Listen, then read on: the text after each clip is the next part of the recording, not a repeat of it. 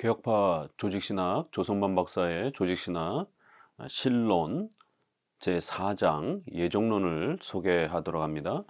예정론은 기독교 교리 역사에 있어서 가장 또 뜨거운 교리 논쟁의 주제이기도 합니다. 어거스틴과 칼빈과 이러한 웨스트민스터를 이어가는 정통 개혁파 입장에서는 예정론을 아주 중요한 성경적 교리로 다루고 있습니다. 그러나 반펠라기우스, 알미니안주의 이러한 또 복음주의권 내에서는 예정론을 굉장히 싫어하고 예정론을 교회 안에서 배격하는 이런 입장을 취하고 있습니다. 그렇기 때문에 적어도 우리가 성경에서 소개하는 이러한 그 예정론을 있는 그대로 소중하게 다루는 이러한 정통 개혁파의 입장이 훨씬 더 성경의 이러한 교리들을 특별히 신론을 더 잘 존중하는 그러한 신학적 체계를 가지고 있음을 알 수가 있습니다. 예정론 적어도 우리 성경적 예정론을 우리 개혁파 조직신학에서는 어떻게 다루는지 또 함께 살펴보도록 합니다. 예정론의 역사, 하나님의 예정에 관한 교리는 이미 어거스틴에 의해서 가르쳐졌으며 종교개혁기의 기독교 지도자들도 다 같이 이 교리를 가르쳤다. 이렇게 예정론은 어느 한 시대 어느 한 개인만 소개한 게 아니라 교부 시대에 특별히 어거스틴 그리고 더 나아가서 종교개혁자들이 대부분 정통 이러한 개혁파 신앙을 추구하는 이러한 정통 기독교 지도자들은 대부분 이 교리를 가르쳐 왔다라는 겁니다. 그렇기 때문에 존 웨슬레가 이 예정론을 굉장히 공격적으로 대하면서 전도에 방해가 된다라고 비판하면서 교회 안에서 예정론을 못 가르치게 한 이러한 입장을 이제 또 시작으로 그 이후에 많은 경건주의 또 복음주의 계열에서 예정론을 다루지 않고 비판하는 이런 입장은 정통 기독교적 입장이 아닌 것을 우리가 알 수가 있습니다. 그런데 이 교리는 칼빈에 의하여 보다 명석하고 무게 있게 체계적으로 설명되었기 때문에 칼빈주의라는 명칭이 붙게 되었다. 이 교리는 결코 칼빈 혼자서 그렇게 만든 교리가 아니다. 칼빈은 그 누구보다도 성경에 게시된 하나님의 예정 교리를 철저히 믿고 그 의미를 분명하고 명쾌하게 밝혀 놓은 것뿐이다. 예정론은 교리사적으로는 이사야, 바울, 어거스틴, 루터, 칼빈을 일관하는 그러한 역사적이고 전통적인 그러한 성경적 교리라고 본다. 하나님의 예정에 관한 교리는 칼빈뿐만 아니라 루터, 츠빙글리 또 멜랑이턴 이러한 블링거, 부처 이런 여러 종교개혁자들의 설교와 글에 동일하게 소개되어집니다. 특별히 좀 더 예정론을 적극적으로 좀 이렇게 강조하지 않았던 루터조차도 그의 노예 의지에 있어서 예정교리의 신앙을 묘사하기도 할 정도라는 겁니다. 영국의 청교도, 북미에 이주한 또 이런 여러 청교도들, 또 프랑스의 위그노파 모두 다 이 예정론을 소중하게 다뤘다라고 소개를 하고 있습니다. 예정교리는 이미 구미의 장로교회를 비롯하여 기독교의 많은 교파에서 칼빈주의적 예정교리를 받아들이고 있다. 화란 자유교회, 스코틀랜드 여러 교파들, 영국교회가 거기서 분리된 미국의 39개 미국 감리교회의 39개 조항의 신앙 고백서.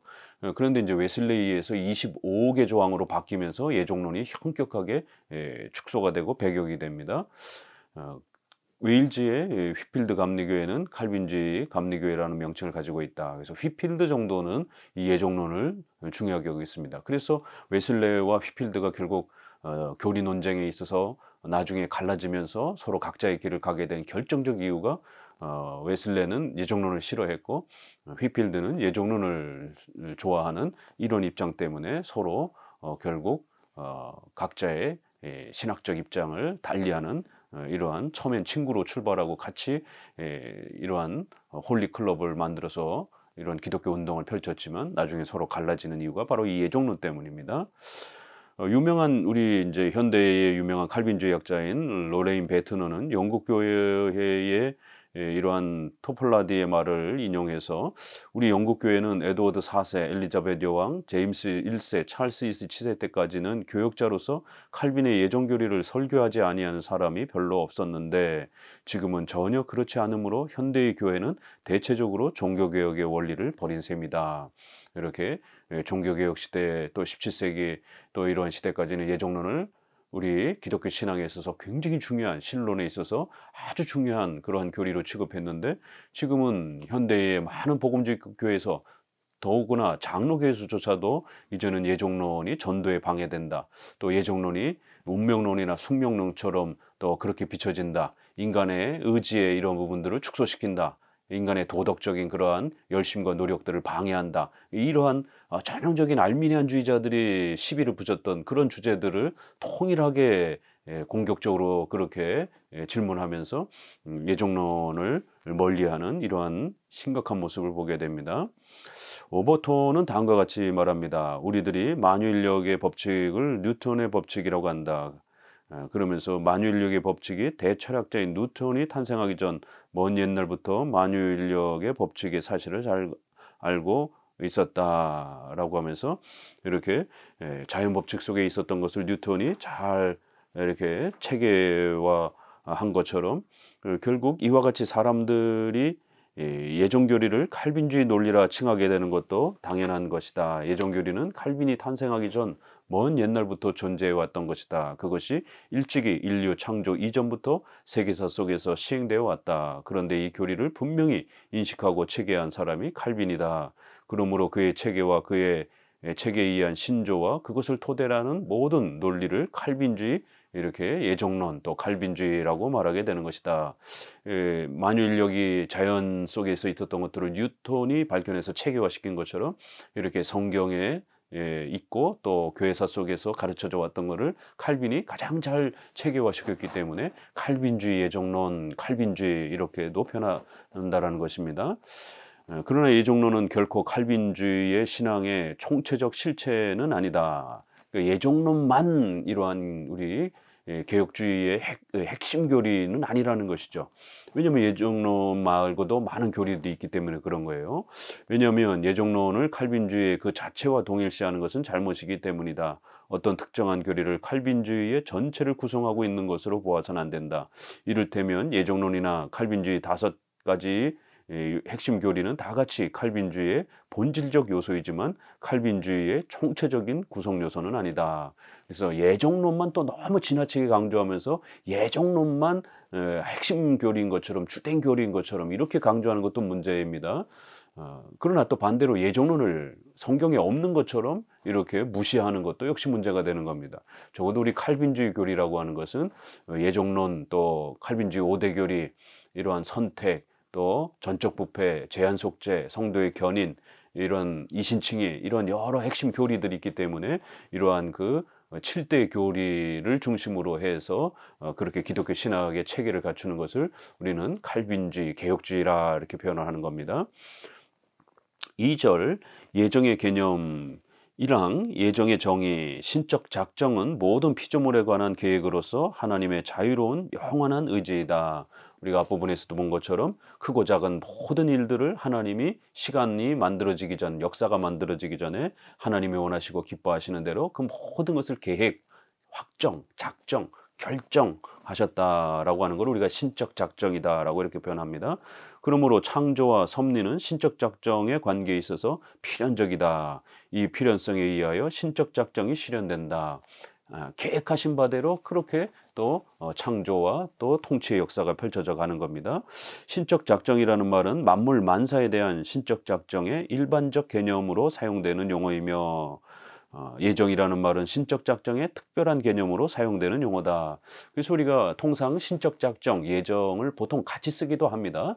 그러나 이제 주제별로 조금 세분화해서 쓸 수도 있다라는 거예요. 그래서 신적 작정은 우주 피조물과 또 인간 전체를 포함하여 하나님의 통치, 계획과 의지의 뜻을 말할 때는 신적 작정 이렇게 표현하는 것이고 예종론은 천사와 인간의 그러한 구원의 문제를 이렇게 특별히 좀 더 세부적으로 세밀하게 언급할 때는 우리가 예종론 이렇게 표현한다라는 겁니다. 그래서 작정론은 우주 역사와 피조물 역사와 또 인간의 구원 전체를 하나님의 의지 속에서 계획하는 것을 큰 범위로 이 말할 때는 신적 작정, 인간의 구원에 대한 이런 좁은 의미로 말할 때는 예정론이라 이렇게 일반적 개념, 특별한 개념 이렇게 구별해서 쓰기도 한다라는 겁니다. 신적 작정과 예정이라고 하는 개념을 어느 방향에서 정의를 내리느냐에 따라 구별된 의미로 이해하기도 하며 동의어로 사용되기도 합니다. 이 두 개념을 이해함에 있어서 결코 혼동하여서는 안 된다. 신적 작정은 피조물 전체에 대한 하나님의 총체적인 계획을 의미하는 통일 원리이지만 예정은 신적 작정에 있어서 특히 인간과 천사에 대한 하나님의 차별 원리이다. 이렇게 통일 원리, 차별 원리 이런 부분도 구별해 보셔야 됩니다. 인간이 영원한 생명에 이르게 되거나 영원한 형벌에 이르게 되거나 그 궁극적인 결과에 이르는 모든 과정에 있어서 그 유효인, 궁극적인 그러한 원인이란 뜻이에요. 효력을 일으키는 핵심적 원인은 오직 하나님의 의지라고 하는 사실을 의미하는 것이다. 예정론에서는 결코 인간의 신앙이나 죄가 유효인이라고 말하지 않는다. 인간의 이러한 의지의 결단, 회개, 신앙의 이러한 결단, 분명히 그거는 인간이 책임을 가지고 해야 됩니다. 그러나 궁극적인 원인은 아니라는 것입니다. 특별히 죄조차도 인간이 범죄하고 타락하여 하나님 앞에 벌 받는 건 마땅합니다. 그러나 그 죄조차도 결국 인간의 의지가 행하는 것이기 때문에 선이나 악이나 그 어떤 인간의 의지적 행위가 이 예정의 궁극적 원인은 아니라는 것입니다. 죄란 버림받는 능동인이 아니라 필요인이다. 이제 이런 철학적 용어를 사용해서 좀 더 이러한 그 하나님의 작정에 있어서 의지와 인간의 또 이러한 죄에 있어서의 책임을 구별하는 그러한 조직신학적인 학문적 그러한 구별법들입니다. 그래서 죄란 필요인이라는 것입니다. 결국 죄란 인간이 자신의 의지를 가지고 그렇게 악을 행하는 그런 실제적 행동의 그런 원인 정도는 된다라는 겁니다. 그러나 그 인간이 그런 의지를 가지고 움직이며 또 행동하는 그런 모든 그 시작과 또 결과에 대한 이런 모든 능동인 근원적인 그러한 원인은 아니라는 것이에요. 결국 인간은 자신의 힘으로 선이든 악이든 그렇게 그 모든 것을 자기가 원하는 대로 그렇게 모든 것을 결정하고 확정하는 그러한 신과 같은 전능한 능력을 갖고 있는 존재가 아니기 때문에 그러한 모든 인간이 태어나고 죽고 또 타락하고 범죄하는 이런 모든 역사는 우리가 신적 작정에서 보았던 것처럼 우주 역사의 이러한 모든 창조와 또 유지됨과 또 그러한 창조의 질서와 시간의 변화들이 전부 다 하나님의 의지 속에 달려 있는 것입니다. 그게 능동인이고 궁극적인 원인인 것입니다. 인간은 그 하나님의 신적인 계획 속에서 인간이 또 인격적 존재이기 때문에 적어도 자신이 도덕적 선과 악을 선택하며 살아가는 그런 행동의 실제적 주체 정도의 원인 정도로 취급해야지, 필요인 정도로 취급해야지, 마치 인간이 온 세상을 만들고 우리 인생 전체를 자기가 계획한 대로 모든 것을 성취하고 이러한 궁극적인 이러한 원인처럼 이렇게 설명하게 되면 인간이 신이 돼버리는 것이죠. 왜냐하면 선택받은 사람도 섭리적으로 보면 모두 하나같이 아담의 자손이기 때문이다. 여기서 깨닫고 넘어가야 할 것은 구원받은 자라고 해서 과시할 것도 없거니와 버림받은 자라고 해서 불평을 말할 것도 없다는 것이다. 구원이란 대가 없이 주어진 은혜이며 멸망은 정당한 보응이다.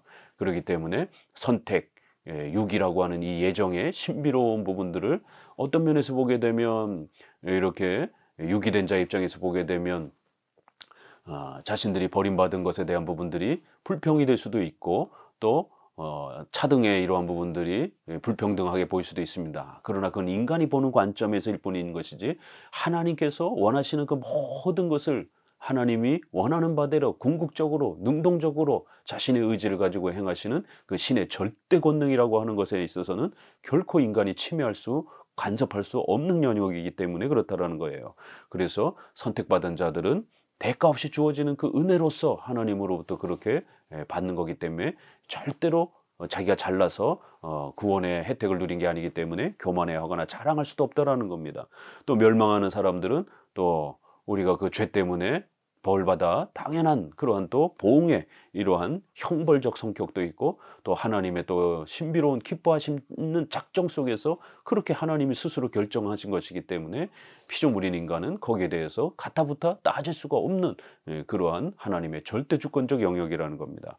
2항 예정은 하나님의 자유의지. 그런데 예정론에서 다음과 같이 의문이 생긴다. 첫째로 하나님께서는 왜 자신이 만드신 것을 버리시는 것일까? 둘째로 하나님께서는 왜 전부를 버리시지 않으시고 또 전부를 구원하시지 않으실까? 셋째로 하나님께서는 왜 베드로는 구원하시고 가룟 유다는 버리셨는가라고 하는 의문이다.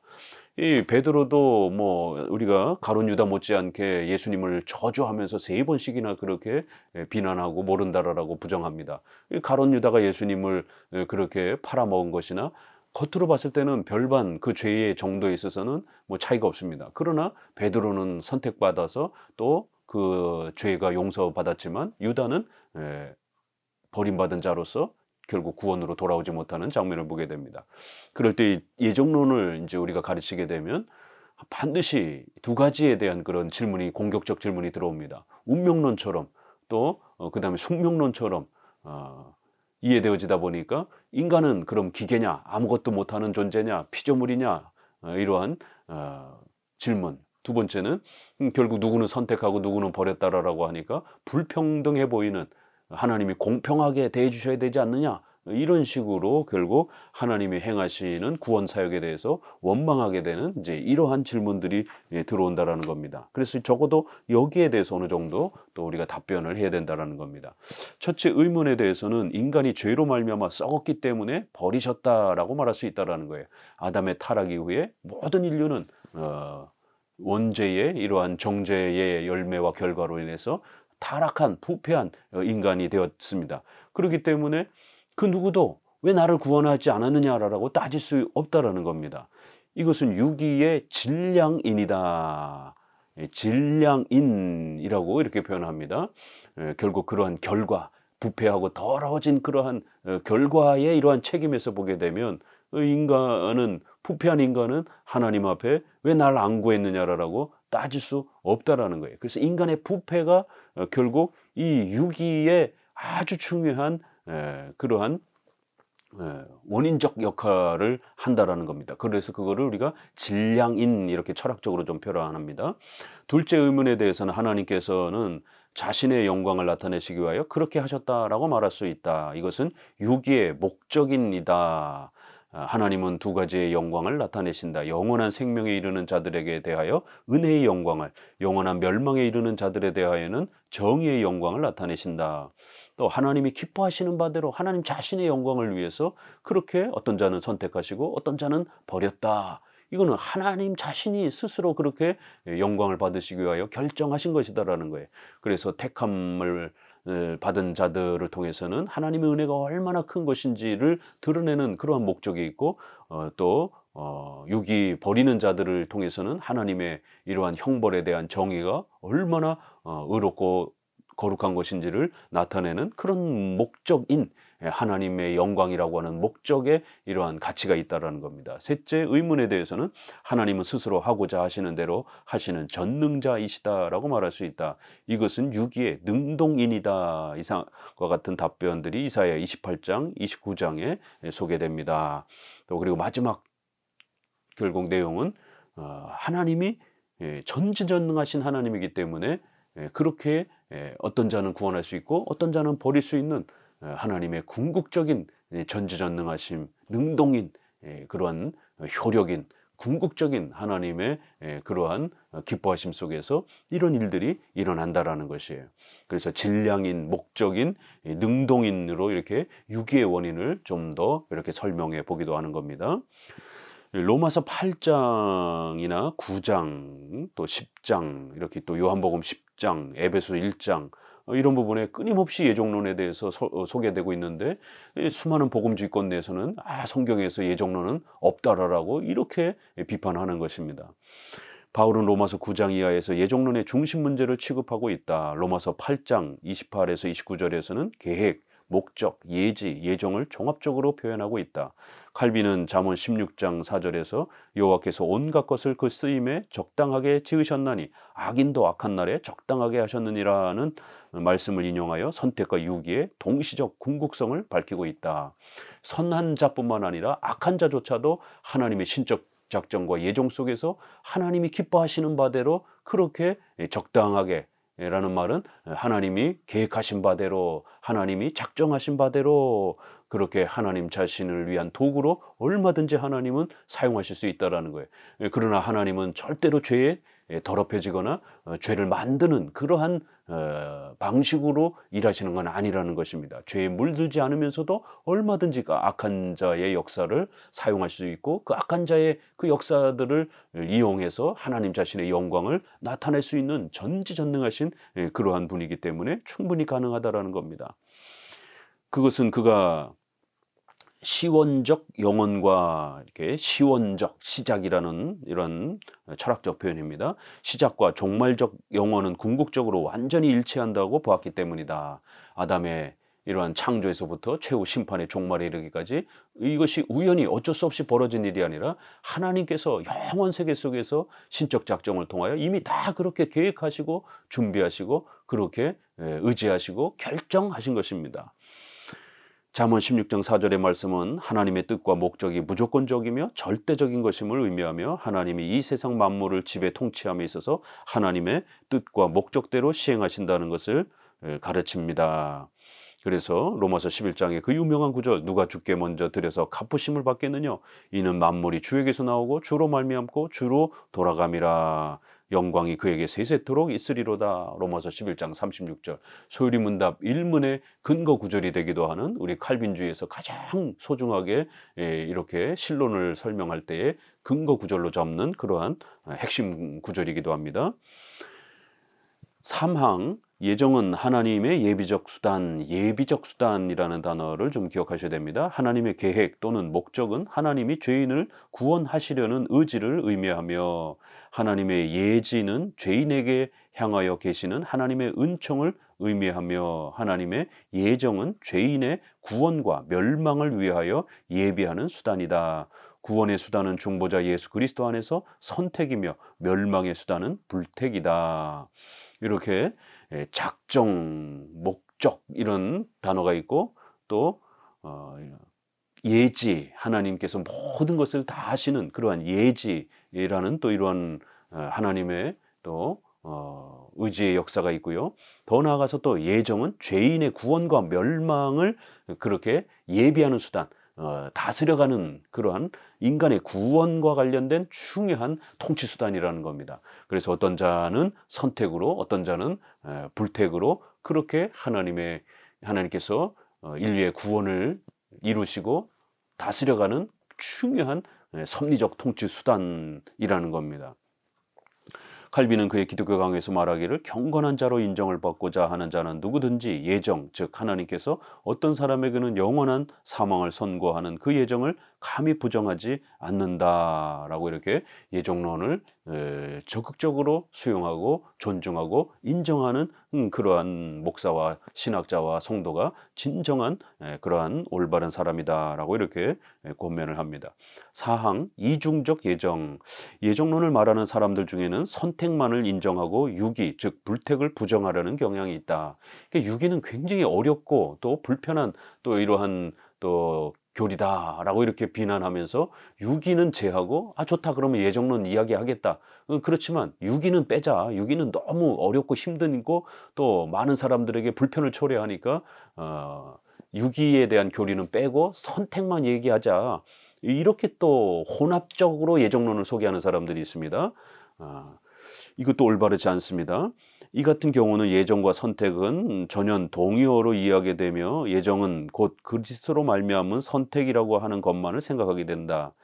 그렇게 되면 그것은 일방 예정론이 되어버린다.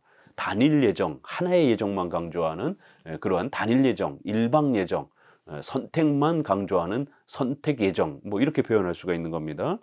이 같은 일방 예정론과는 달리 선택과 유기를 둘 다 인정하는 입장을 쌍방 예정론, 이중 예정론, 두 가지를 얘기하니까 이중 예정론 이렇게 표현합니다. 이것이 선택과 유기 모두를 말하는 게 우리 개혁파 입장입니다.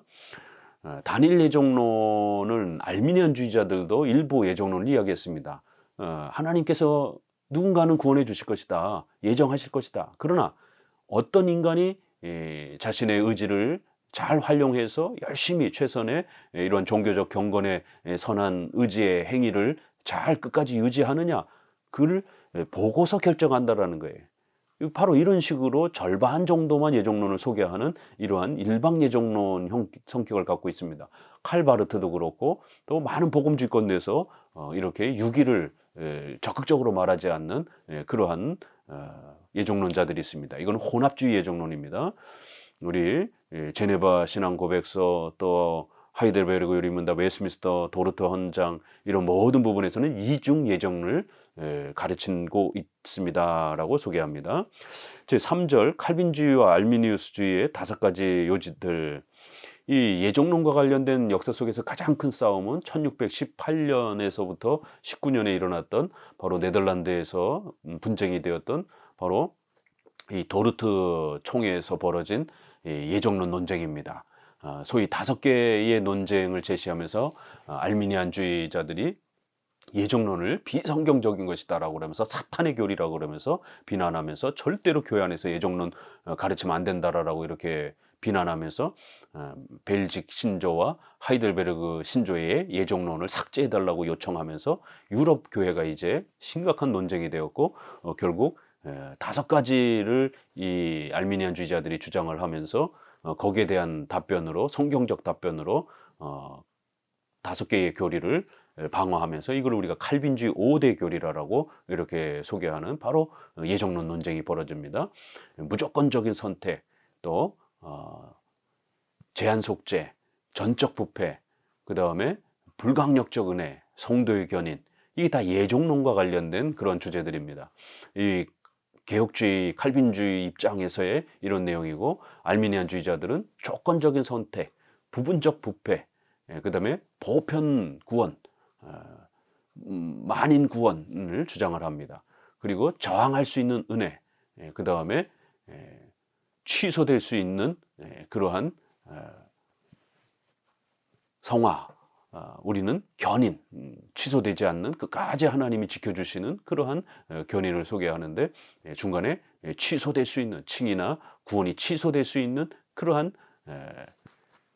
칭의, 성화, 또 이러한 구원 취소적 그러한 또 주장을 한 것입니다.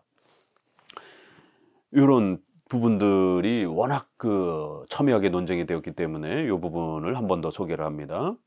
알미니우스주의의 5가지 요지 1항에 첫째, 자유의지 또는 인간의 능력.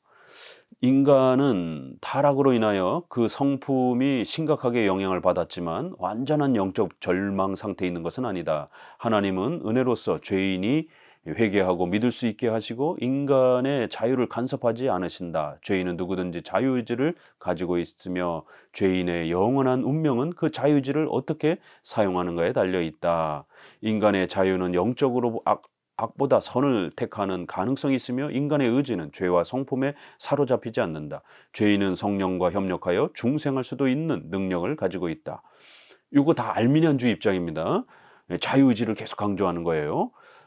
구원 얻지 못한 죄인은 성령의 도움이 필요하다. 그러나 성령으로 중생하지 않아도 믿을 수 있다. 왜냐하면 믿음은 인간의 행위이며 거듭나는 것보다 앞서는 일이기 때문이다. 믿음은 죄인이 하나님께 드리는 선물이며 구원을 얻기 위한 인간의 공헌이다. 인간의 공로이다. 인간의 그런 노력이다. 이렇게 주장을 하는 것입니다. 이렇게 자유의지를 갖고 있기 때문에 얼마든지 그 자유의지를 가지고 성령과 협력하여 일정한 그러한 공로적 열매를 맺을 수 있고, 그래서 하나님을 찾아가는 데에, 회개하는 데에 인간이 보탬이 될 수 있다. 그래서 우리가 신인 협력주의다라고 알미니안주의 구원론을 비판을 하는 것입니다. 그 다음에 둘째, 조건적 선택. 알미니안주의자들이 계속 이런 주장을 하는 겁니다. 하나님이 창세전에 구원 얻을 사람들을 선택하는 것은 그들이 하나님의 부르심에 응답할 것을 미리 아셨다는 데에 근거한다. 그들이 착하게 살 것을 하나님이 아셨다라는 거예요. 하나님이 미리 결정했다가 아니라 어떤 인간이 착하게 살아갈지를 그저 하나님이 지켜보신다라는 거예요. 이걸 예지라고 말합니다. 하나님은 복음을 스스로 믿을 사람을 아시고 그들을 선택하셨다. 그러므로 하나님의 선택은 인간의 행위에 따라 결정되거나 행위를 조건으로 하는 것이다. 그래서 조건적 선택이라는 거예요. 우리 칼빈주의는 무조건적 선택을 주장을 하는데 이들은 조건 선택을 이렇게 누가 끝까지 경건 생활을 하고 선행을 유지할 것인가를 하나님이 지켜보시겠다라는 거예요. 그래서 끝까지 인간의 의지와 노력으로 경건을 유지한 사람들을 마지막에 가서 선택하겠다라는 겁니다. 이것은 결국 하나님의 전능함을 결국 일부 그렇게 포기하는 것입니다. 결국 인간이 조건적으로 최선을 다하느냐 못 다하느냐에 따라 선택받을 수도 있고 안 받을 수 있는 조건을 이렇게 걸어 놓은 겁니다. 그러니까 하나님이 능력 있는 게 아니라 인간의 결국 의지의 노력의 여부에 달려 있는 겁니다. 이런 조건 선택을 주장을 하는 것입니다. 하나님이 미리 예견한 믿음과 그 믿음을 근거한 하나님의 선택은 하나님이 죄인에게 주신 것이 아니라 오직 인간의 의지 결과이다. 믿음은 전적으로 인간에게 맡겨진 것이며 구원 얻도록 선택받는 것도 전적으로 인간에게 달려있다. 그래서 조건적으로 이렇게 인간이 선행과 경건의 능력을 얼마나 잘 끝까지 유지하느냐의 조건에 달려있는 것처럼 이렇게 이야기합니다. 그러나 우리 칼빈주의는 그런 조건 선택이 아니라 무조건적 선택이라는 겁니다. 우리가 잘나서 우리가 선행을 열심히 해서 종교적인 경건을 열심히 유지해서 우리를 선택한 게 아니라 하나님이 처음부터 어떠한 자들을 선택해 주신 겁니다. 그리고 그러한 자들에게 은혜를 베풀어 주시는 것이에요. 사망, 우주적 구원 또는 일반적 속죄, 보편 속죄, 만인 속죄라고도 표현합니다. 그리스도의 구속사역은 모든 사람의 구원을 가능케 하였다. 그러나 어떤 사람의 구원도 보증한 것은 아니다. 보증한 건 아니다. 이렇게 알미니안주의자들이 주장하는 거예요. 비록 그리스도가 모든 사람과 개개인을 위하여 죽으셨지만 그를 믿는 사람들만 구원을 얻는다. 이렇게 해서 인류 전체를 위해서 죽었다라는 거예요. 그렇지만 여기에 문제가 되는 거는 실제로 어떤 사람들은 끝까지 죽을 때 예수님을 믿지 않고 부정하면서 죽는 사람이 수두룩합니다. 그렇기 때문에 모든 사람이 구원받는다라는 보편 속죄는 실제적으로 안 맞는 거예요. 그래서 우리 칼빈주의가 공격하고 비판하면 이 사람들은 핑계를 댑니다. 모두 다 구원을 해주시려고 은혜를 주셨지만 결국 인간이 스스로 노력하지 않아서 그렇게 어떤 자들은 또 지옥으로 가는 것이다. 결국 구원은 인간의 손에 달려 있는 거예요. 그렇기 때문에 인간이 조금만 잘못하면 다시 지옥에 떨어지는 이렇게 아주 불안한 구원론을 제시하는 겁니다. 넷째, 성령은 실제로 거절당할 수 있다. 우리는 불가항력적 은혜인데 이들은 그렇게 저항할 수 있는 성령의 은혜, 성령께서 도와주시긴 하지만 인간이 거절하면 또 얼마든지 안 받을 수도 있는 이런 교리를 주장한다라는 겁니다. 성령은 복음의 초대를 받아 외적으로 부르심을 받은 모든 사람들을 내적으로 부르신다. 성령은 모든 죄인을 구원회로 인도하시기 위하여 최선을 다한다. 그러나 인간은 그가 자유로운 한 성령의 부르심을 능히 거절할 수 있다. 성령은 사람이 믿기 전에는 그를 거듭나게 할 수 없다. 먼저 인간의 공헌이 있어야 중생이 가능하다. 그러므로 인간의 자유는 그리스도의 구원 사역의 적용에 있어서 성령의 사역을 제한한다. 성령은 그리스도의 길을 따라 행하는 사람들만 인도할 수 있다. 성령은 죄인이 응답하기 전에는 생명을 줄 수 없다. 이렇게 인간의 손에 달려있는 것처럼 구원론을 이야기하는 겁니다. 인간이 끝끝내 거부하면 하나님도 구원시켜주지 않는다라는 거예요. 그리고 인간이 중간에 또 성령의 은혜를 거부해버리게 되면 지옥으로 다시 떨어질 수도 있다는 거예요. 이렇게 성령의 도움을 절대적인 그런 도움으로 말하지 않고 부분적인 인간의 손에 달려있는 이러한 형태로 성령의 도움도 이야기하기 때문에 아주 불안한 구원론이라는 겁니다. 다섯 번째, 은혜로부터의 타락. 믿고 참으로 구원 얻은 사람들도 믿음을 지키지 못함으로 구원을 상실할 수 있다. 오늘날 유보적 칭의, 점진적 칭의, 연속적 칭의 이렇게 해서 한 번 구원받은 이러한 중생과 칭의가 다시 취소되는 것처럼 주장하는 구원 취소를 주장하는 이러한 자들이 얼마나 많습니까? 이건 전형적으로 알미니안주의자들이 주장했던 겁니다. 그래서 예수님이 십자가에 죽으시면서 우리를 구원해 주셨어도 우리가 계속해서 선행과 또 종교적 경건을 끝까지 충만하게 유지하지 못하면 중간에 조금 나태해지고 게을러지게 되면 다시 지옥에 떨어진다라는 것이, 결국 구원은 우리가 얼만큼 열심히 하느냐에 따라 달려 있다라는 겁니다. 이렇게 구원의 일정 부분은 인간의 손에 달려 있는 것처럼 이렇게 말하기 때문에 아주 불안한 구원론이라는 겁니다. 결국 중간에 다시 지옥에 떨어질 수도 있다라고 하는 이런 두려움을 계속해서 주는 것이에요.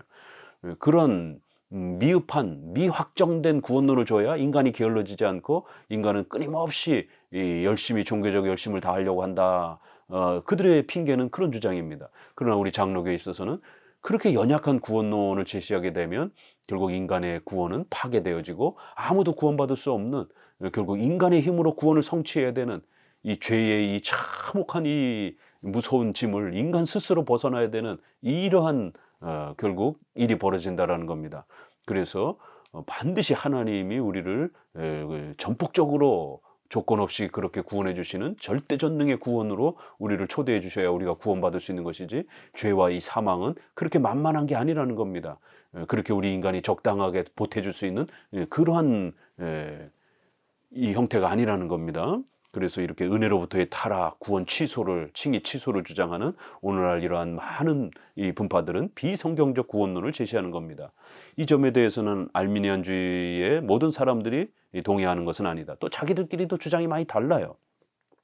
그들 중에는 어떤 사람은 믿는 사람에게는 그리스도 안에서 구원이 보증이 있다라고 주장한다. 일부는 또 구원이 보증이 되는 것처럼 또 이렇게 주장하기도 합니다. 구원은 선행적인 하나님과 응답하는 인간의 연합적인 노력으로 성취된다. 그래서 이들의 구원론을 신인 협력주의적 구원론이다 이렇게 말하고, 우리 칼빈주의는 오직 하나님의 은혜로, 오직 그리스도의 공로와 능력으로 얻는 구원론으로 이렇게 소개하는 차이가 있는 겁니다. 즉 구원은 인간의 응답이 결정적 요인이다. 하나님은 모든 사람을 위하여 구원을 마련하셨다. 그러나 하나님이 마련하신 것은 자유의지로 하나님과 협력하도록 선택하고 하나님이 주시는 은혜를 받아들이는 사람들에게만 효력이 있다. 중대한 시점에서 인간의 자유의지는 결정적 역할을 한다. 그러므로 구원 얻을 자를 결정하는 것은 하나님이 아니라 인간이다. 인간의 자유의지에 따라서 구원이 좌우되는 겁니다. 결국 구원을 우리가 만들어가는 것처럼 이렇게 부패하고 연약한 인간이 어떻게 구원을 만들겠습니까?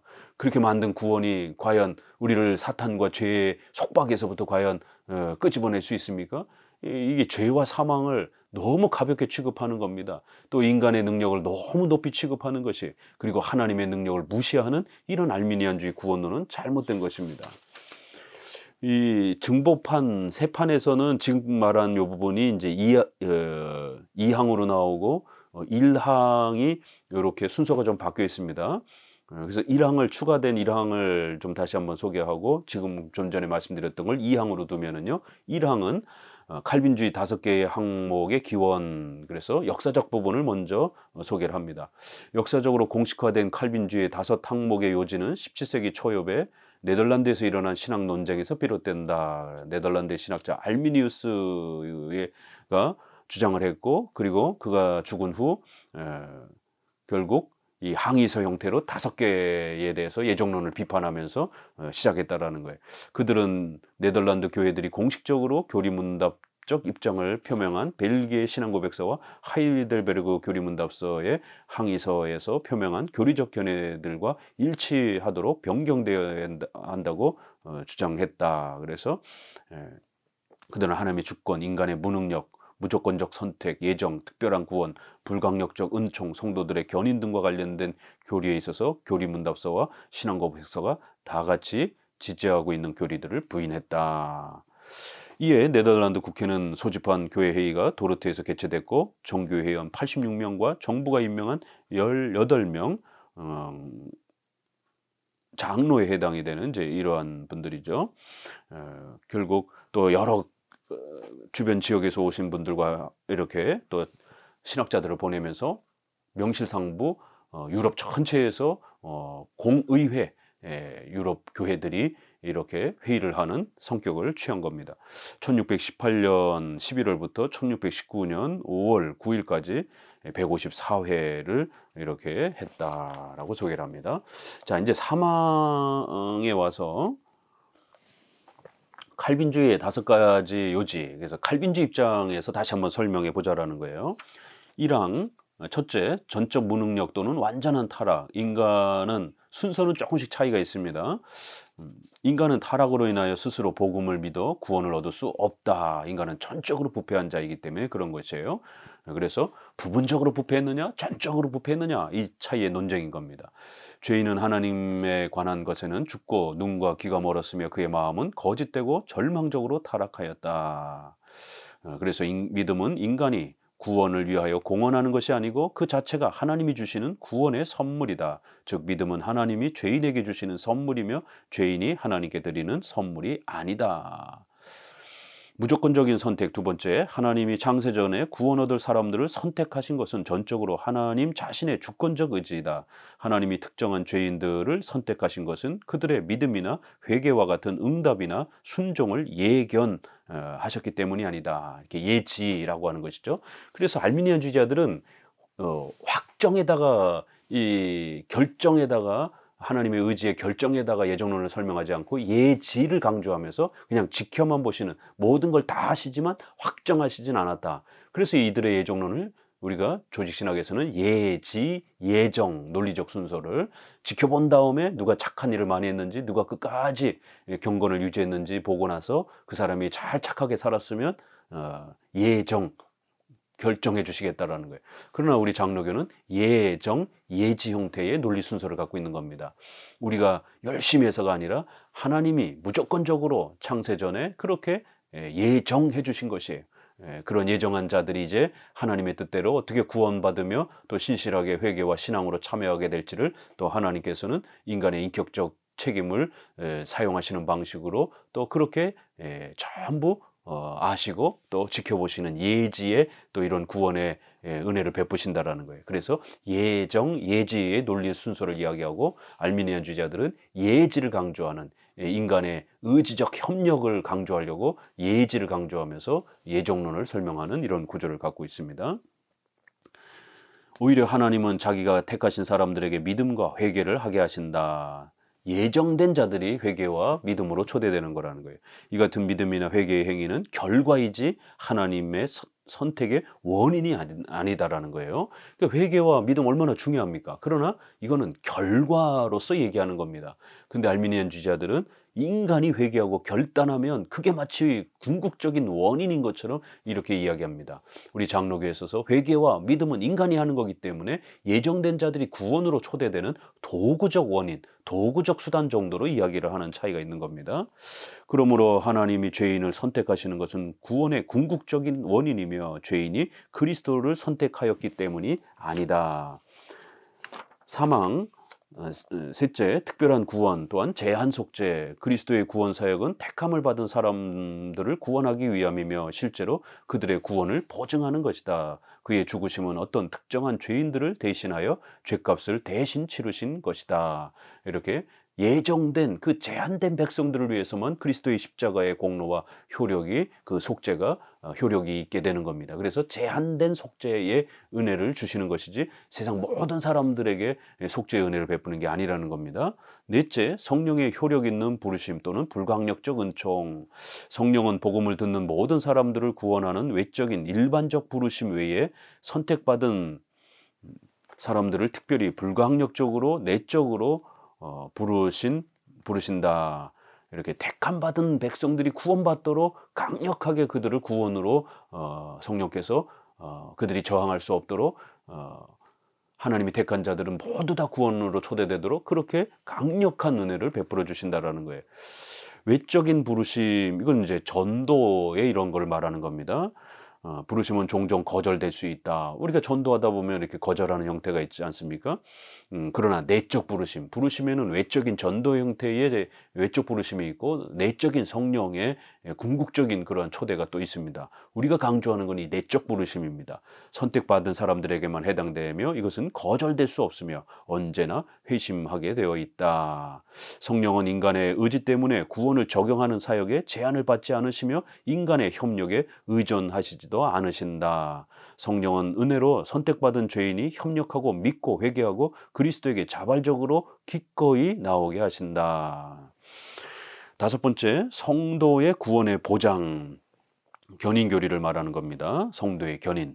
하나님의 선택을 받아 그리스도로 말미암아 구원받고 성령으로 말미암아 믿게 된 사람은 모두 영원히 구원 얻는다. 이들은 전능하신 하나님의 능력이 지켜주고 끝까지 보존해 주신다. 그래서 하나님이 지켜주시기 때문에 우리가 인내하며 신앙생활을 신자로서 살아갈 수 있는 것입니다. 구원은 전능하신 삼일체 하나님이 이루시는 것이다. 하나님 아버지는 사람들을 택하시고 아들은 그들을 대신하여 죽으시고 성령은 선택받은 사람들이 믿고 회개하게 하여 그리스도의 죽으심의 효과를 힘입고 스스로 복음에 순종하게 하신다. 구원의 모든 과정은 하나님의 사역이며 오직 은혜로 말미암는다. 그러므로 구원의 선물을 받을 사람을 결정하는 이는 인간이 아니라 하나님이시다. 제4절 예지에 관련해서 이 예지를 알미니안주의자들이 워낙 강조하다 보니까 이 예지 부분을 우리가 조금 더 한번 보자라는 겁니다.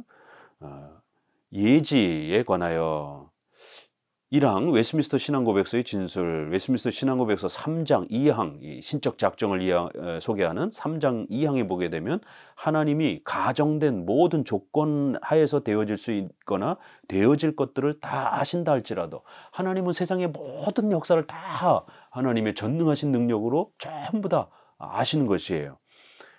그러나 그렇다 할지라도 그것을 미래사로 예지하셨거나 가정된 조건 하에서 되어질 것을 예지하셔 미래의 것을 작정하신 것은 아니다. 이거 조금 어려운 표현이지만 하나님은 그저 지켜만 보시는, 뒷짐지고 지켜만 보시면서 다 하시는 그런 형태는 아니라는 거예요.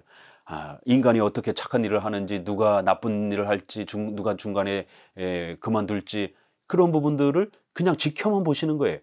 결국 개입할 수 없는 겁니다. 예지를 그렇게 하나님이 모든 것을 다 아시는 이러한 예지의 이러한 하나님이 아시는 그러한, 우리가 예지를 하나님이 아시는 그런 행위를 신적인 권능을 그렇게 표현한다라면 그 예지에 이렇게 모든 것을 살피시고 아시는 그러한 방식으로 하나님의 신적 작정이 펼쳐지는 건 아니라는 겁니다. 단지 아시기만 해서는 안 되죠.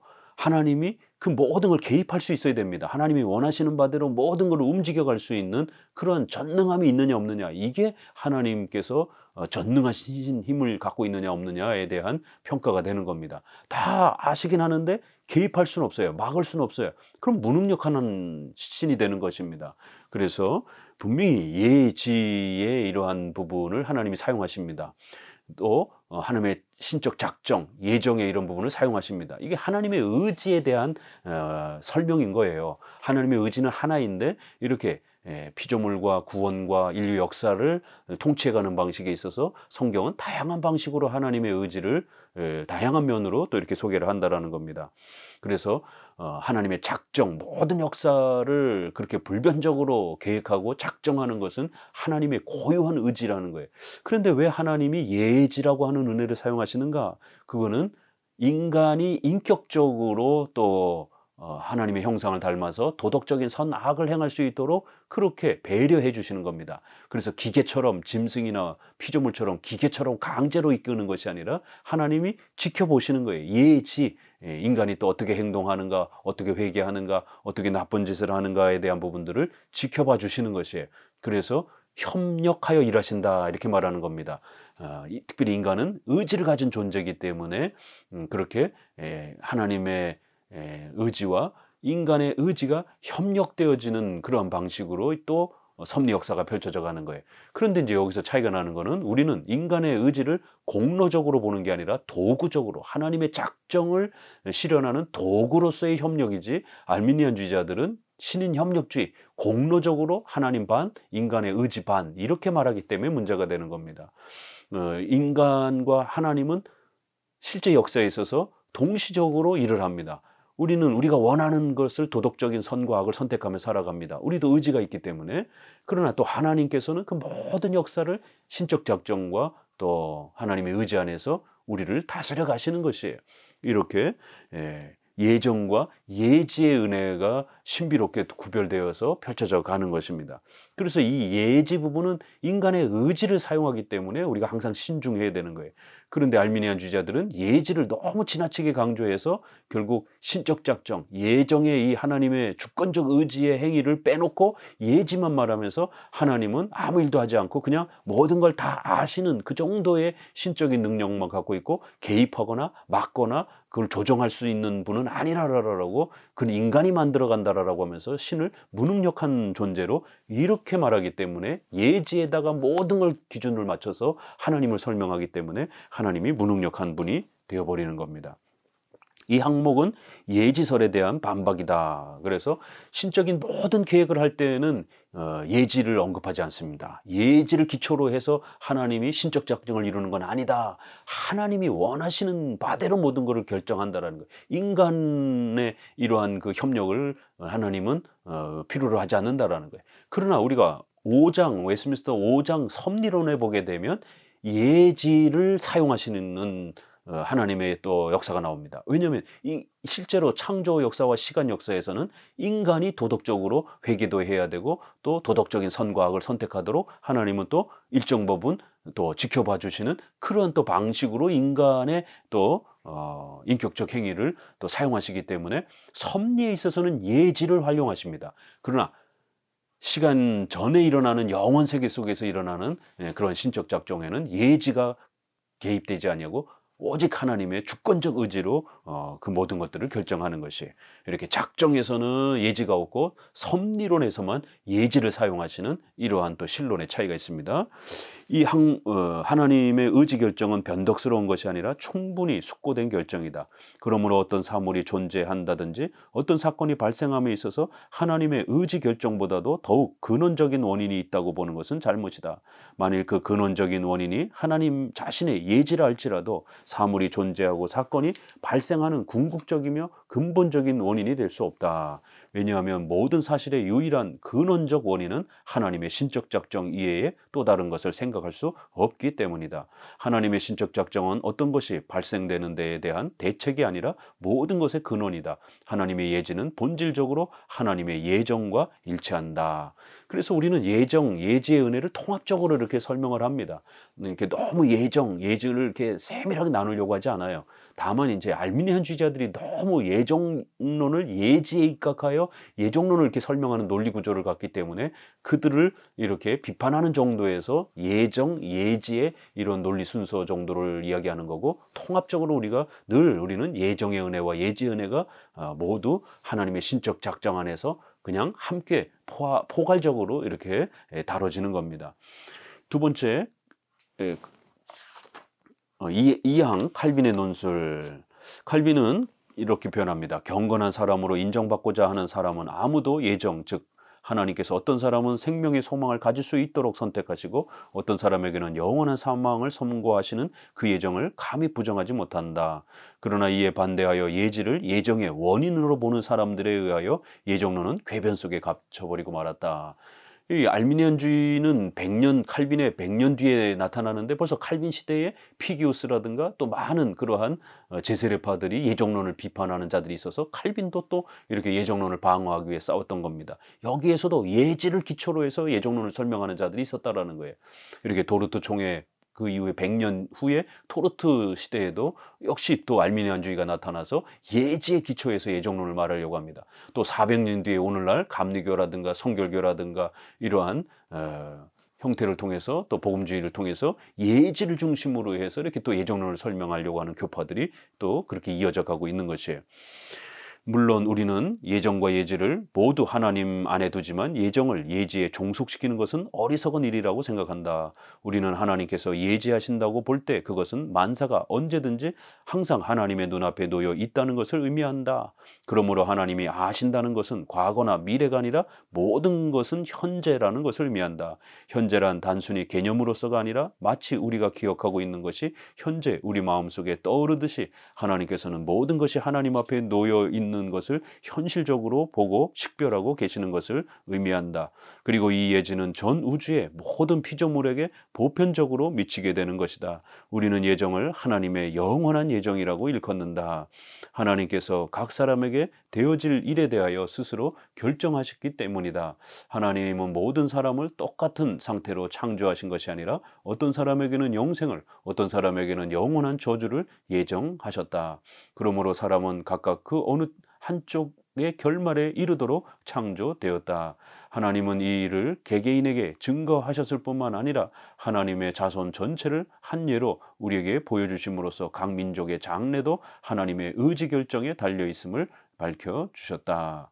이 유명한 신명기 말씀을 소개합니다. 지극히 높으신 자가 열국 기업을 주실 때, 인종을 분정 나누실 때 이스라엘 자손의 수요대로 민족들의 경계를 정하셨도다. 여호와의 분깃은 자기 백성이라. 야곱은 그 택하신 기업이로다. 이렇게 하나님이 선택하셨다, 하나님이 예정하셨다, 이렇게 강조합니다.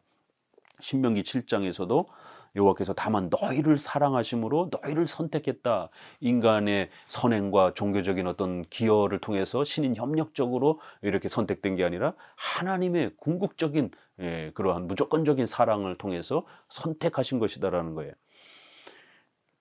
신명기 10장에서도 그들을 사랑하사 그 후손 너희를 만민 중에서 택하셨다, 이런 표현들이 쏟아져 나옵니다. 우리는 하나님의 예지를 논함에 있어서 미래사의 정확성과 불변성을 승인하여야 한다. 인간의 행위가 자유롭고 불확정적이라는 이유로 미래사는 결국 인간의 선택에 의하여 결정된다고 보아서는 안 된다. 이렇게 알미니안주의자들처럼 신인 협력주의적 형태로 예정론을 말해서는 안 된다라는 겁니다. 예지는 확정을 의미하며 또한 확정은 예정을 의미한다. 하나님이 미래에 관한 예정을 하지 않으셨다면 창조 전에 영원한 때에 하나님은 피조물에 관한 확정을 하지 않으신 셈이 된다. 최종적인 거를 결정하지 않고 미확정적으로 유보적으로 그렇게 남겨두셨다라면, 인간의 의지에 따라서 어떻게 될지 남겨두셨다라면 그건 하나님은 무능력한 형태가 되고 결국 하나님은 아무것도 결정하지 못하는 그런 신이 되어버린다라는 거예요. 그래서 성경에서 말하는 예정론이란 처음부터 인간이 태어나기도 전에, 인간이 어떤 선악을 행하기도 전에, 로마서 9장에 있는 것처럼 야곱과 에서를 소개하면서 그들이 태어나기도 전에, 그들이 선과 악을 행하기도 전에 하나님은 어떤 자를 선택하시고 어떤 자를 버리시는 그런 궁극적인 확정, 결정을 하셨다라고 말하는 겁니다. 사망, 예정과 예지를 혼동하지 말 것. 예정은 예지의 필수 조건이며 예지 그 자체는 예정이 아니다. 예정과 예지는 하나님의 통일적인 확정이다. 이게 두 단어를 같이 쓰기도 한다라는 거예요. 알미니안주의자들이 너무 지나치게 나눠서 그렇지 우리는 통상적으로 같은 의미로 사용합니다. 자유행위자의 행위는 그 자체가 예견되기 때문에 행위하는 것이 아니라 그 행위가 확정적이기 때문에 예견된 것이다. 하나님이 그렇게 결정해 놓으셨기 때문에 그렇게 예견되어지는 거예요. 그렇게 살아가게 될 것이 예견되어지는 것이다라는 거예요. 알미니안주의는 예지를 예정보다 앞세운다. 그래서 예지, 예정 논리 구조를 갖는 겁니다. 그들은 하나님이 예지하시고 그 다음에 예정하셨다고 보고 지나치게 예지를 주장한다. 칼빈주의 예정론을 예정, 예지론으로 보는 사람들이 있는데 그것은 잘못이다. 예지를 예정보다 앞세우는 것도 잘못이지만 예정을 예지보다 앞세우는 것도 잘못이다. 결코 예정과 예지를 선후 관계로 보아서는 안 된다. 예정과 예지는 상호 포괄적인 개념이다. 그러므로 예정론은 예지론을 포괄하는 논리이며 예지론은 예정론을 포괄하는 논리가 되는 것이다. 그래서 우리가 항상 포괄적으로 다루는 것이 우선 원칙이고, 다만 알미니안주의를 비판하는 정도에서 우리 칼빈주의 예정론은 예정, 예지의 논리를 갖고 있다 정도 설명을 하는 선에 멈추는 겁니다. 너무 지나치게 예정, 예지의 또 이런 논리 구조를 또 지나치게 강조하게 되면 너무 이렇게 도식화되어서 이렇게 또 범위가 좁아지는 것이에요. 여기 설명은 그래서 칼빈주의 예정론은 예정, 예지라고 하는 그 도식구조 안에 너무 가둬두지 않는다라는 거예요. 얼마든지 이렇게 예정과 예지를 포괄적으로 서로 상호 교차해가면서 그렇게 통합적으로 성경은 설명하고 있기 때문에 그러시는 것이에요. 베드로서에서는 미리 아신 자 이렇게를 그렇게 선택하셨다 이렇게도 표현하고, 또 로마서에서는 작정한 자, 예정한 자, 이렇게 표현합니다. 돌로마서 8장 29절 30절에서는 미리 아신 자, 또 미리 작정한 자, 이런 두 단어가 예정과 예지라는 단어가 이렇게 같이 쓰여지고 있는 거예요. 또 에베소서에서는 미리 예정한 자, 또 이렇게도 쓰기도 합니다. 미리 아신 자도 다 역시 동일하게 예정과 관련된 동일한 표현인 겁니다. 네 번째, 호기심은 금물, 예정교리에 관한 교리는 그 자체가 대단히 복잡한 과제이므로 인간의 호기심에 의하여 번잡해지고 그릇되이 이해되기 쉬운 것이므로 예정교리에 관한 지식은 계시 진리요 하나님의 말씀인 성경에서 가르치고 있는 그 이상의 해답은 부당한 것이다. 성경은 가르치기를 하나님의 하시는 일의 시종을 사람으로 측량할 수 없게 하셨도다. 전도서 3장 11절. 이 전도서 3장에서도 범사에 때와 기한이 있다 이러면서 나을 때가 있고 죽을 때가 있고 슬플 때가 있고 웃을 때가 있고 열매를 맺을 때가 있고 씨를 뿌릴 때가 있고 이런 모든 것이 하나님의 그러한 주권과 결정에 의해서 이루어진다라는 거예요. 인간의 그러한 힘에 의해서 인간의 어떤 도덕적 선과 악에 의해서 하나님의 이러한 거대한 역사가 뒤바뀌는 게 아니라는 겁니다. 그 모든 것은 하나님이 그렇게 결정하신 바대로 그렇게 이루어져 가고 그 역사를 또 인간이 측량할 수 없게 그렇게 가리워 놓으셨다. 그렇게 하나님의 작정과 예정이란 신비로운 영역이 있다는 것을 늘 우리는 기억해야 된다는 겁니다. 그래서 성경이 가르치는 정도만 쫓아가야 된다는 거예요. 그러므로 인간이 하나님의 계시 진리를 이해함에 있어서 성경이 가르치고 있는 데까지 진행하고 성경의 가르침이 멈춰 있는 데에서 멈춰야 한다. 특히 하나님의 예정에 관한 교리는 오묘막측한 것이기 때문이다. 제5절 선택과 유기에 관하여 예정 교리는 선택과 유기, 즉 구원받을 자와 구원받지 못할 자에 관한 예정의 의미를 포함하고 있다. 하나님은 인류 중에서 어떤 자는 구원받을 자로 어떤 자는 버림받을 자로 예정하셨다고 하는 사실에 관한 충분한 성경적 근거가 있다. 웨스민스터 신앙고백은 이렇게 진술하는데요. 하나님이 자신의 영광에 드러나도록 작정하심으로 어떤 사람들과 천사들은 영생에 이르도록 예정되었고 또 어떤 사람들과 천사들은 영원한 죽음에 이르도록 예정되었다. 그리고 또 예정되고 선정된 이들은 천사들과 사람들은 특별히 그리고 변함없이 계획되었고 이들의 숫자도 확실하고 분명하기 때문에 증감될 수 없다. 숫자가 변동되는 게 아니라는 겁니다. 이상의 진술들은 하나님의 예정에 있어서 선택과 유기라고 하는 쌍방 예정, 이중 예정을 의미한다. 벌코프는 선택과 유기를 각각 정의하여 말하는데요. 선택이란 하나님께서 그의 주권적 기뻐하신 가운데 그리고 인간들에게 예견된 공로가 없으므로 어떤 일정 수의 사람들을 선택하여 특별한 은혜와 영원한 구원을 받아들이는 자가 되게 하는 하나님의 영원한 행위이다. 유기란 하나님이 어떤 사람들에게 대해서는 그의 특별한 은혜의 행위를 간과하시고 하나님의 공의를 나타내기 위하여 그들의 죄를 벌하기로 결정하신 영원한 작정이다라고 설명합니다. 선택의 목적은 택함을 받은 자의 구원과 하나님의 영광을 나타내고자 함이며 선택의 특징은 하나님의 주권적 의지와 선하신 기쁨을 나타내는 것이다. 선택된 자의 구원은 불변이며 확실하며 영원한 것이며 무조건적이며 불강력적인 것이며 불의한 것으로 변화될 수 없는 것이다. 유기에 대한 하나님의 작정 교리에는 두 가지 요소가 있다. 하나는 간과이며 또는 하나는 정죄이다. 이 간과라고 하는 것은 패스 바이, 이렇게 지나치다, 내버려 두셨다. 성경에는 이렇게 표현합니다. 그 다음에 또 하나는 정죄의 이런 요소가 있다라는 거예요. 이 두 가지로 살펴보셔야 된다라는 겁니다. 우리 신조들도 다 이 두 가지로 설명을 합니다. 첫째로 간과는 하나님의 주권적 행위라는 것, 즉 그것은 단순히 하나님의 기뻐하시는 선한 행위라고 하는 사실이다. 하나님의 기뻐하시는 선한 행위는 사람의 죄과는 고려되지 않는다. 하나님의 기뻐하시는 뜻 속에서 하나님이 어떤 자들을 그렇게 내버려 두신 것이 지나치신 것입니다. 선택하지 않기로 버리시기로 그렇게 결정하신 것이에요. 그 간과 지나치다, 성경에서는 내버려 두셨다 이렇게 표현을 하는 겁니다. 죄를 고려하지 않는다라는 겁니다. 하나님이 어떤 자를 그렇게 하나님의 기뻐하심 속에서 버리신 것이다라는 거예요. 그러나 정죄의 또 원인도 있다라는 거야. 첫 번째는 궁극적으로 하나님의 신적 작정 안에서 일어나는 하나님의 의지 속에서 일어나는 궁극적 원인이고 또 다른 유기의 원인은 이렇게 정죄, 이건 인간의 죄와 관련된 겁니다. 정죄에는 죄를 벌하는 법적 행위가 있다. 간과의 이유는 알 수가 없다. 이건 신비로운 하나님의 의지 속에서 일어나는 거니까요. 그것은 알려져 있지 않기 때문이다. 다만 말할 수 있는 것은 하나님 자신에게 선하고 현명하고 충분한 이유가 있다고 하는 신비로운 사실을 기억하셔야 됩니다. 둘째로 간과는 순전히 수동적이며 사람에게 어떤 행위가 없이 지나가는 것이지만 정죄는 유효하며 적극적이다. 간과되는 자들은 그들의 죄 때문에 정죄된다. 우리는 결코 하나님을 죄의 창시자로 볼 수 없다.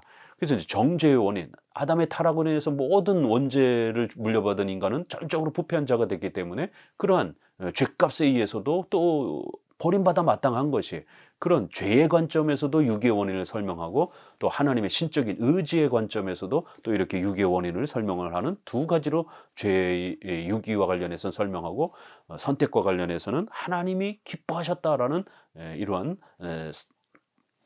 신적 작정의 이런 의지를 좀 더 적극적으로 그 원인으로 구별해서 설명을 하는 겁니다.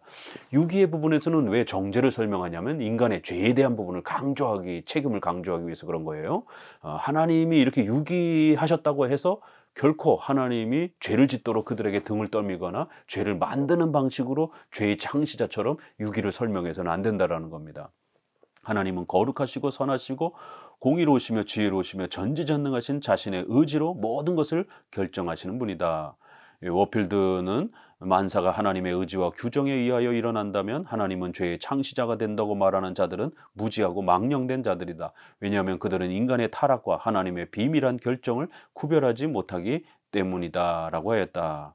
이제 결론으로 우리가 알아야 할 것은 하나님이 어떤 사람을 간과하기로 결정하신 것은 하나님의 특별한 이러한 역사라는 겁니다.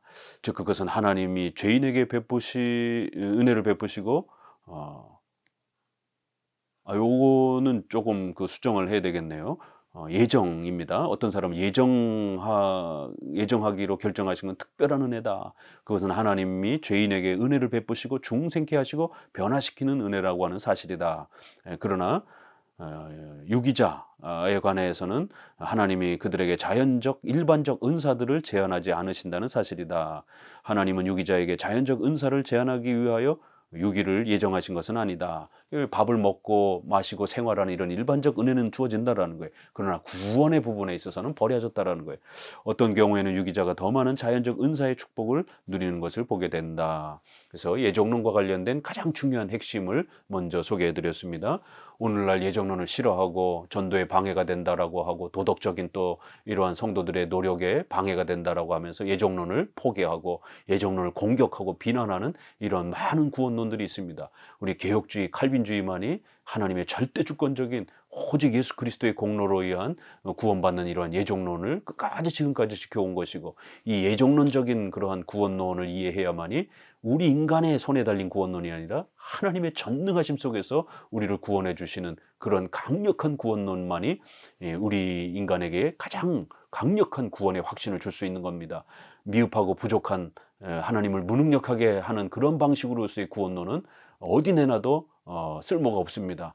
결국 그것은 아주 무익한, 아무런 도움도 되지도 않는, 비참하고 연약한 인간에게 어떤 도움도 줄 수 없는 그런 구원론인 것입니다. 칼빈주의 구원론만이 가장 강력한 위로와 힘을 주는, 우리가 낙심에 빠졌을 때, 어려움에 빠졌을 때 우리를 구원하여 주신 이 하나님의 절대 주권적인 예정과 불가항력적인 이러한 그리스도의 은혜와 또 성령의 역사를 통해서 우리가 구원받은 것을 알게 될 때에 우리는 낙심하거나 낙담하지 않고 다시 힘을 낼 수 있는 겁니다.